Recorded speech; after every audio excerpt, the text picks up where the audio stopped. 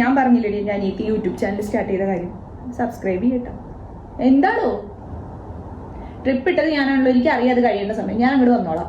ഇടയ്ക്കിടയ്ക്ക് വന്ന് വിളിക്കേണ്ട ആവശ്യമൊന്നുമില്ല. അവിടെ പോയിരുന്നോ വരാ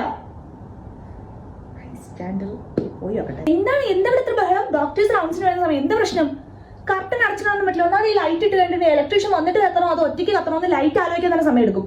കണ്ണു കാണാൻ ഇതൊക്കെ നോക്കാൻ വേണ്ടിട്ട് ആദ്യത്തെ പ്രസവം നല്ല ഇത്രയും അഭിനയിക്കേണ്ട ഒരാവശ്യമില്ല. ഇവിടെ ഒരാൾ തന്നെ നോക്കാൻ പറ്റില്ല. ഡ്രസ്സൊക്കെ കേട്ടിട്ടെ ബാത്റൂമിന്റെ കൊളുത്ത് അത് 2 ദിവസം മുമ്പ് എപ്പോഴോ പോയതാണ്. നമ്മൾ റിപ്പോർട്ട് ചെയ്തിട്ടുണ്ട്, അത് ശരിയാക്കുന്നുണ്ടായിരിക്കും. അയ്യോ സ്റ്റാഫിന്റെ ബാത്റൂം യൂസ് ചെയ്യാൻ പറ്റില്ല, ഡോക്ടേഴ്സ് ഒക്കെ യൂസ് ചെയ്യുന്നില്ല, അതെന്തായാലും പറ്റില്ല. നിങ്ങൾ അവിടെ തന്നെ ഇരുന്നിട്ട് കൈയായിട്ട് ഇങ്ങനെ തള്ളി പിടിച്ചാൽ മതി. അപ്പൊ പിന്നെ ആരും വിളിക്ക് വരില്ല. പിന്നെ ബൈസ്റ്റാൻഡർ എന്തിനാ പുറത്തു വന്നാൽ പോരെ?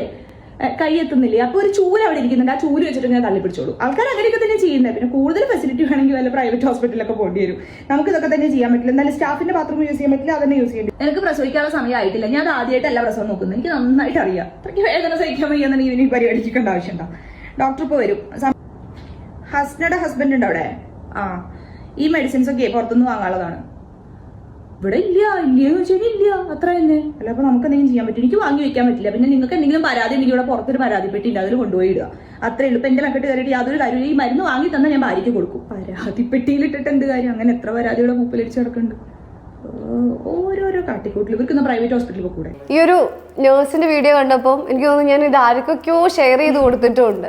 എനിക്ക് ശരിക്കും ഇങ്ങനെ ഒരു കുറെ അനുഭവം, ഈ ഒരു അനുഭവം എനിക്ക് ഉണ്ടായിട്ടുണ്ട്. ഈ ഗവൺമെന്റ് ഹോസ്പിറ്റലിൽ മുമ്പ് പോയിരുന്ന സമയത്തൊക്കെ ചേച്ചിക്ക് ശരിക്കും ഇത്ര കറക്റ്റ് ആയിട്ട് ചെയ്യണമെങ്കിൽ ഇത്ര കറക്റ്റ് ആയിട്ട് ഉണ്ടായിട്ടുണ്ടാവുമല്ലോ. അങ്ങനെ ഒരു അനുഭവം എനിക്കായിട്ട്, പക്ഷെ റൂഡായിട്ടുള്ള ബിഹേവിയർ ഒക്കെ ഞാൻ ഫേസ് ചെയ്തിട്ടുണ്ട്.